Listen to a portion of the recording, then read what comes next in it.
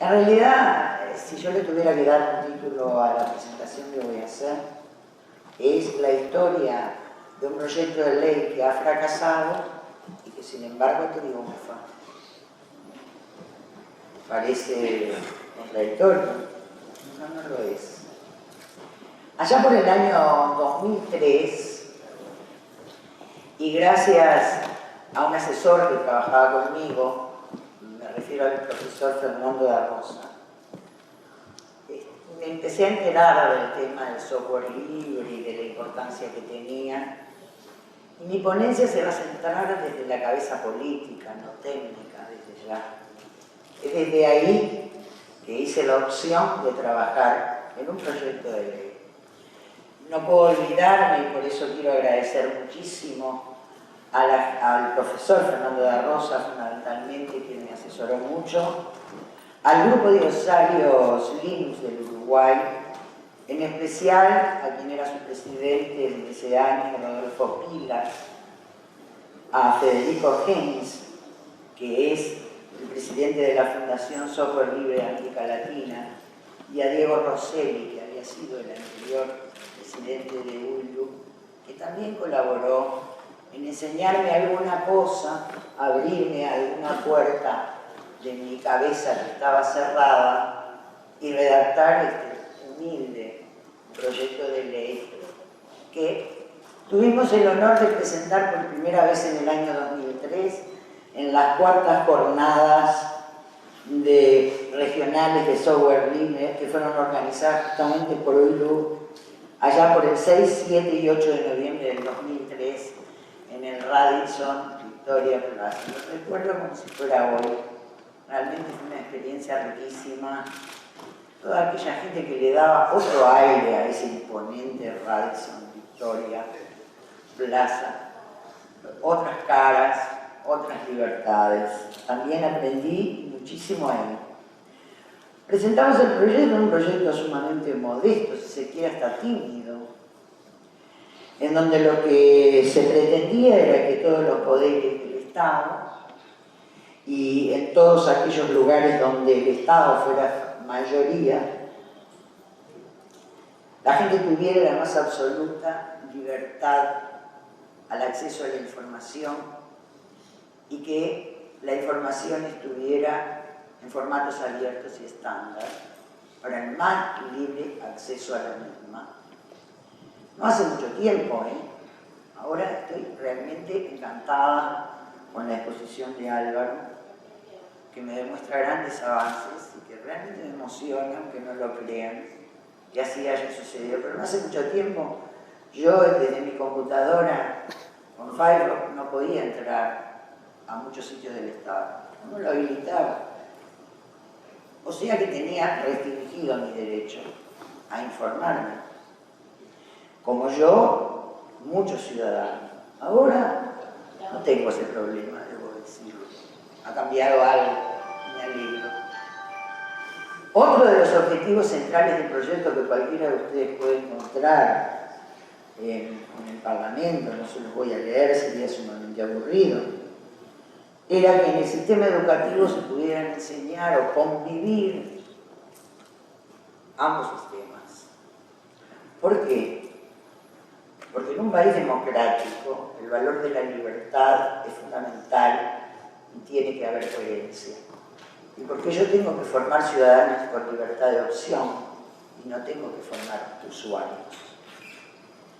Y lo que sucedía es que inevitablemente formaba usuarios de determinado software privativo. Microsoft, leas. Por lo tanto, ese era el objetivo. ¿Vieron qué sencillo? El Estado debía mover, podría convivir los dos tipos de formato, el ciudadano era libre, podía elegir. Y nuestros estudiantes, es decir, las futuras generaciones, serían seres libres y no consumidores o usuarios simplemente. Digamos que yo lo que comparto como política es justamente esos pilares que hacen a la libertad, a la soberanía y y a la seguridad del Estado. No son cosas tontas. Muy bien, anécdota. Me hacía acordar Fernando hace poquito hablar vía mail. A los 15 días que este proyecto se presentó en la Cámara, a los 15 días, porque conjuntamente con el proyecto hicimos un pedido de informes a todos los organismos del Estado cuánto estaban gastando, no solo en el software, sino en el mantenimiento y en el pago de licencia. Obviamente no tienen obligación de contestar, pero algunos contestaron. Sideral, sobre todo en licencia, siendo que esa plata se podía usar para mejorar tantas cosas que necesitábamos mejorar. A los 15 días de dar a conocer el proyecto, hicimos algo de prensa ahí, presentamos en las líneas generales. La NET, el Codicen, mejor dicho, tenía una deuda grande con Microsoft en materia de licencias, no podía pagar. Y esas casualidades que tiene la vida, Microsoft donó $500.000 en licencias a la educación pública. ¿Qué coincidencia? ¿No? ¿Por qué sería? Si al Estado no le conviene, y a un Estado democrático menos, tener seres dependientes o rehenes. Ahora, si es así, entonces me parece que camina por ahí. Muy bueno, fue una buena sorpresa, algo logramos. Ya en 15 días le ahorramos $500.000 al Estado solo por presentar el proyecto. Por eso digo que fracasa pero triunfa. Algo logra. No se ha votado, y ya está crecidito. Del 2003 acá tiene 9 añitos la criatura. Habla, camina, todos la conocen. No confío. No importa. Esto que acabo de escuchar, para mí es maravilloso. Realmente es un enorme avance. Uno cree, más los uruguayos tenemos esa vocación legiferante. Creemos que todo problema nacional se arregla con una ley. O sea que no es cierto. Pero la de presentar un proyecto moviliza cosas. Muy bien. No me dejen hablar toda la vida porque sigo. Pónganme un punto. Resulta que voy a hablar del primer obstáculo que tuvimos. Estábamos todos contentísimos, Fernando, la barra, los abogados que trabajaron, yo, que tuve que estudiar como loca porque no entendía nada del lenguaje, nada. Pero ese es un punto que los técnicos tienen que aprender a manejar. El diálogo con los decisores políticos es fundamental. No pueden ser guetos de personas que saben contra guetos de personas que deciden. Lo dejo ahí, discutando cuanto quieran. Ya vamos a ver otros ejemplos del rol de los técnicos. ¿Cuál fue el primer obstáculo cuando llegué contentísima a la bancada en el partido Frente Amplio a decir, bueno, acá tengo un proyecto, vamos a aprobarlo? ¿Qué es software libre? ¿Qué tiene que ver con la política? Puede ser visible, pero en todo caso nos está dando un síntoma o un signo de la escasez de diálogo que existe entre dos grupos. Llevó mucho tiempo explicar, charla, chuchuchú. Lo que más convenció fue el ahorro. Lo que ahí pegó, el tema de que se ahorraba plata desde el Estado, que bueno, eso es discutible, puede tener menores costos, pero a mí no me interesa lo que necesito invertir para garantizar la libertad y todo esto que lo que acaba de plantear Álvaro. Así me parece que ganamos muchísimo más. Y nunca confundimos software libre con falta de pago. Nada que ver. Pero miren que ahora les voy a mostrar que hay un montón de confusiones. Y no en los políticos solamente. Muy bien. Eso nos llevó mucho tiempo Lo presentamos en el 2003, 2004, saca, que vinieron las elecciones. Con las elecciones todo se paga. Siempre la excusa de que hay algo más importante. Entonces quedó ahí, fue al archivo el proyecto. Pero eso siempre pasa con los proyectos que hacen a la libertad de los ciudadanos. Fíjense lo que pasa con la ley de salud sexual y reproductiva. Fíjense lo que pasa con la ley de matrimonio igualitario. Fíjense lo que está pasando con el proyecto de ley de despenalización del consumo y autocultivo del cannabis. Todos los proyectos que tienen que ver con la libertad son muy difíciles. Muy bien. Primer periodo legislativo, archivo. Segundo periodo legislativo, desarchivo. Y lo empezamos a discutir ya con más aliados dentro de la bancada, con más conciencia, incluso fuera de la bancada, con otros colegas de otros partidos, que se arriman y encuentran interesante y se empieza a discutir en la comisión.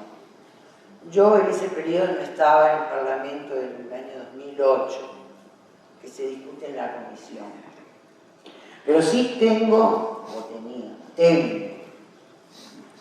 las versiones taquigráficas.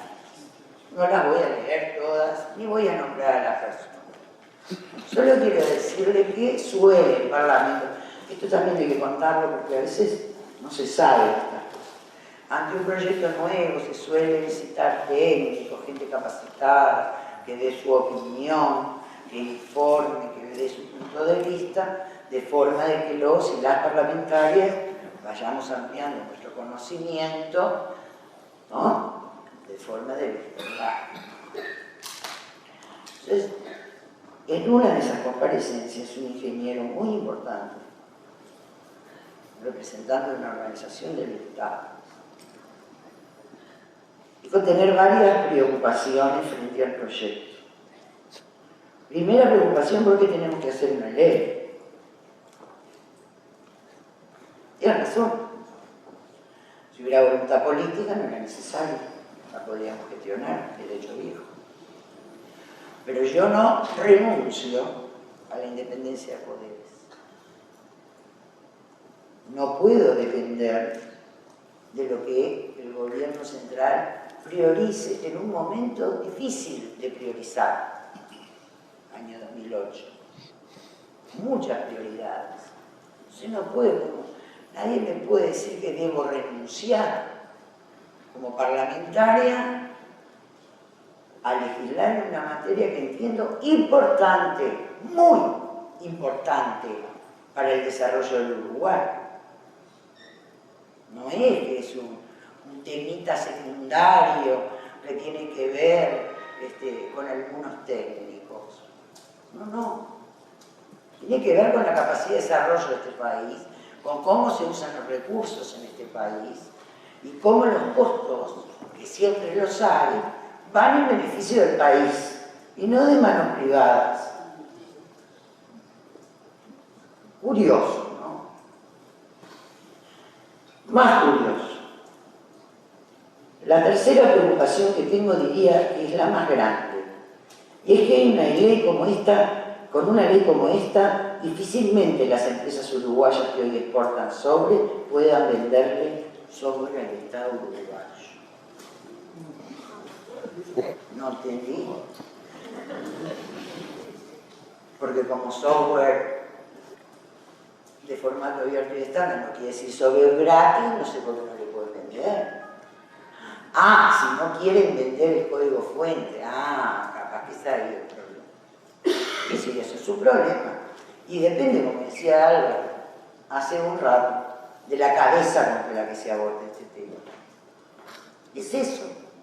Es una decisión más que nada política y filosófica. Pero esto yo rechazo de plano que tenga algo que ver con el desarrollo de las empresas nacionales en materia de software.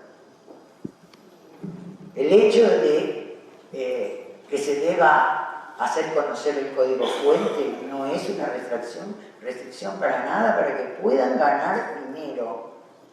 Está muy bien ilícito.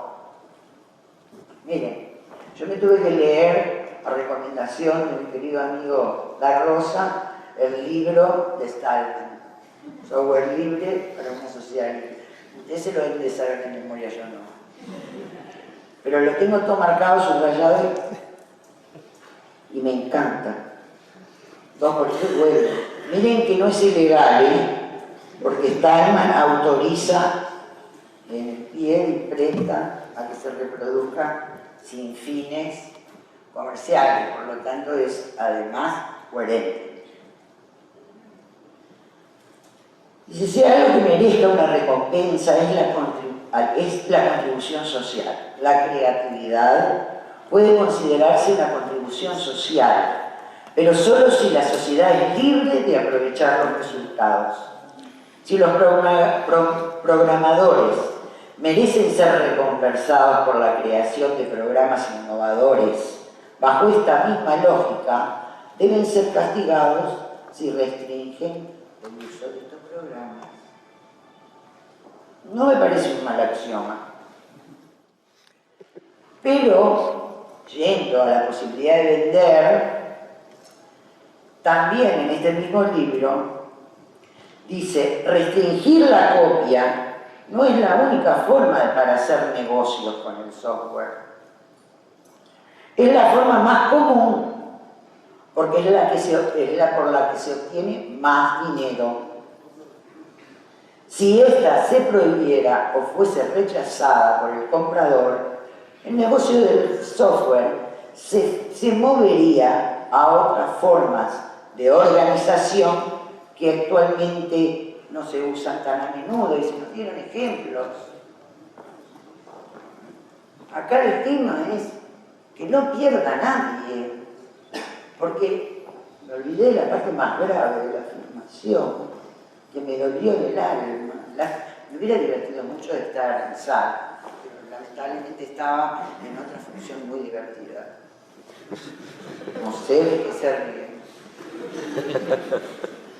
Dice, repito, la tercera preocupación que tengo, diría que es la más grande, es que la ley, esta ley, difícilmente las empresas uruguayas que hoy exportan software podrían vender al Estado uruguayo.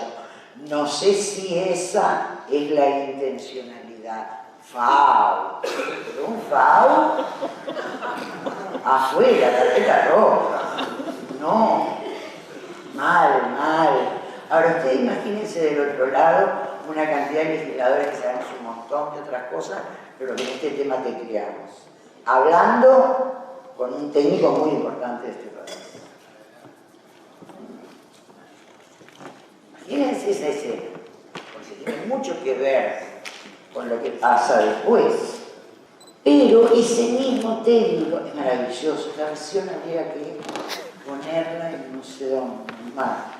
El mismo, palabras más adelante, dice, le leo la definición que pusimos en el plan Ceibal, dice, los aplicativos actuales y futuros del ambiente colaborativo que tendrán que tener las computadoras deben de ser programados de tal modo que los programas fuentes siempre estén disponibles para el usuario.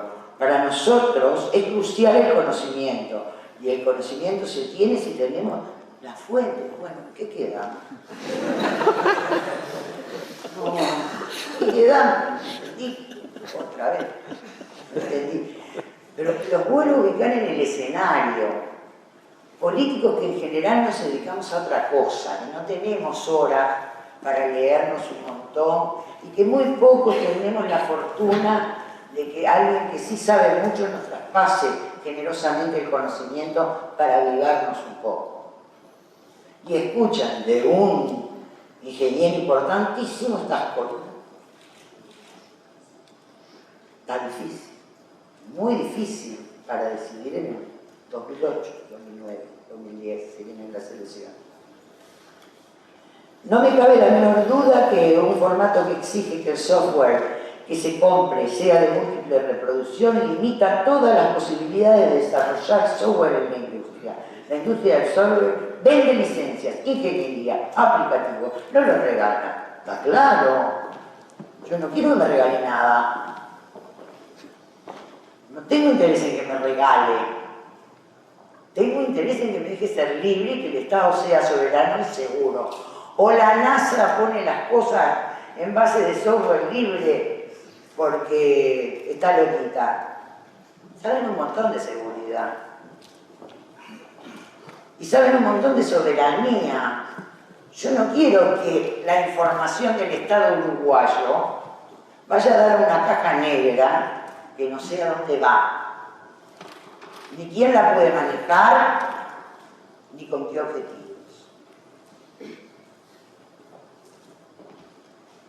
Para terminar esta parte de la historia, también estuvieron allí presentes los productores de software, muy importantes. Acá. Realmente es una voz autorizada para un político cuya base, además de sus ideas, son los votos. Uruguay es uno de los productores de software que más ha crecido a nivel mundial. Si bien a nivel mundial es muy pequeño, sí lidera Latinoamérica, es decir, somos creadores de software, lo cual francamente me enorgullece, y es verdad que uno de los rubros de exportación importantes es este. Trabajamos mucho a nivel local, estamos creciendo, exportando cada vez más. Somos una industria con desocupación cero. Entonces, reitero que no nos ha quedado muy claro cuál es el problema que se está buscando resolver a través de esta iniciativa. Que todos tengamos acceso, que podamos elegir y que yo pueda vender, obviamente. Nadie está hablando de regalar, insisto. En este sentido, la situación que se da en el Estado también se da en las empresas privadas, que no tiene desperdicio. En este sentido, la situación que se da en el Estado también se da en las empresas privadas. El hecho de tener que contratar o no licencias a determinado costo también se da en nuestras empresas. Lo concreto es que tenemos la posibilidad y la capacidad de decidir cuál es la herramienta que vamos a utilizar. Por ejemplo, en la empresa que yo dirijo, casi el 70% de nuestras computadoras utilizan OpenOffice y algunas no tengo más remedio que utilizar el Office, porque tenemos un costo que a veces es un poco exagerado y no estamos dispuestos a pagarlo, o para nosotros no es necesario cubrir. Tenemos la posibilidad de optar, de decidir por la mejor solución para nosotros. Creo que el Estado es igual, no veo que haya una obligación de decidir por una cosa o por la otra. ¿Y quién le dice que hay obligación?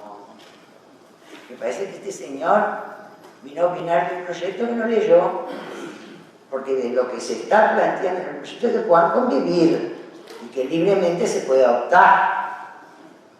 Que no haya obligación de ser rehén de determinada empresa y que el ciudadano libremente adquiere el software privativo arriba, usa software privativo. El que no lo quiere usar tiene el mismo derecho a acceder a la información que cualquier otro. Y si este señor en su empresa puede decidir, ¿por qué el Estado no puede decidir? Entonces, por eso creemos que es importante e insistimos en que este proyecto de ley siga adelante. Hoy se encuentra de nuevo en la Comisión de Ciencia, Tecnología, Investigación y no sé cuántas más, porque siempre es larguísimo los nombres de la comisión, que estoy integrando y está en carpeta y se va a volver a discutir. Y es necesario que la masa crítica, la gente como ustedes, que trabajan estos temas del software libre, hagan de su voz y colaboren en esclarecer temas que todavía se presentan oscuros en el sistema político. Es muy importante el diálogo que podamos desarrollar y es muy importante esto que se está haciendo hoy, poniendo en común experiencias que ya existen. En el 2003, cuando arrancábamos, esto era un delirio casi, al punto de que nadie casi entendía de qué venían las cosas. Hoy vemos que el Estado tiene muchas experiencias en esta materia. Y lo que más me interesa, a nadie se le escapa, que soy una mujer de izquierda, es el círculo virtuoso que tiene que ver con colaborar, con poner el conocimiento al servicio de los y las otras, y no hacer del conocimiento un producto con el que gano dinero nada más. Hay una filosofía, hay una cabeza, hay una visión con las políticas que se implementan. Nosotros queríamos que la educación, fundamentalmente que los muchachos, que los chiquilines, no se transformaran solo en usuarios, sino que pudieran libremente optar e incluso meterse en un programa, experimentar, aprender a cambiar, aprender a programar, porque estamos convencidos que estas son las cabezas que se necesitan para un país desarrollado, sustentable, inteligente. Tanto que hablamos de que queremos un país inteligente, bueno, hagamos cosas para que la gente sea inteligente y explote su capacidad de inteligencia y aporte todo lo que sabe. Y hay muchísima gente que lamentablemente queda por fuera de estos esfuerzos. Muchas de las cosas que nosotros planteamos en el año 2003, como el uso del software libre en la educación, se están cumpliendo hoy. Con el plan Ceibal y con las salas de informática con Ubuntu en educación secundaria. Y hoy en día FESIC, es maravilloso, recomienda oficialmente el uso de formatos abiertos y estándar en el Estado. Y casi toda la educación, diría yo, el 80% de la misma ha migrado. Hay muchas iniciativas en todos los lugares del Estado para empezar a migrar, pero yo creo y sigo creyendo que existe una ley como esta plasmará la voluntad del sistema político de que esto sea así. Hace pocos meses sale una noticia, para los que les interesa el dinero, que es importante, yo creo que es más importante para un país que necesita desarrollo como el nuestro, e invertir bien los pocos dineros que tiene. Ya sabemos de los grandes avances que ha habido en Brasil, y en Ecuador también, y muchos países de la América Latina en este sentido. Y la noticia que hacía referencia dice que en Múnich, Alemania, se anunciaron las cifras que el gobierno se ahorró luego de cambiar sus sistemas a Linux. Fíjense que de acuerdo al alcalde, gracias a este proyecto se pudieron conservar unos 2.800.000 euros que usualmente se gastaban en licencias de software, y 1 millón, casi medio de euros en hardware. Es decir, además de todos los beneficios que tienen que ver con el desarrollo del pensamiento, con la libertad de este país y de sus ciudadanos, los beneficios que tienen en impulsar una modalidad diferente de abordar estos temas, incluso de cómo se hacen los negocios, transitando por lo que decía Álvaro, que es la colaboración. No guardarme para mí, el conocimiento es mío, sino tener lo que un país pequeño y con dificultades debe de tener, grandeza, de compartir, porque se aprende más. Eso es básico. Vos quedate con tu conocimiento, no me lo des. Ahora tu conocimiento va a quedar ahí. Porque como no vas a interactuar con otros, no vas a crecer en conocimiento. ¿Apuntamos a lo individual o apuntamos a lo colectivo? Yo elijo lo colectivo y elijo la libertad y la soberanía. Por eso voy a seguir impulsando este proyecto en la Cámara de Diputados. Ya gané varios aliados más de mi propio partido y de otros partidos que están dispuestos a votarlos, pero mientras esta discusión siga y no quede encerrada en el mundo de los técnicos, sino que trasborde fronteras, se van a seguir produciendo cambios en la sociedad. Mucho mejor sería que pudiéramos manejarlo desde la voluntad política expresada por el voto de sus legisladores. Si no, de cualquier manera yo creo que es un camino irreversible en el cual tarde o temprano hasta el más fanático va a terminar trabajando. Muchas gracias.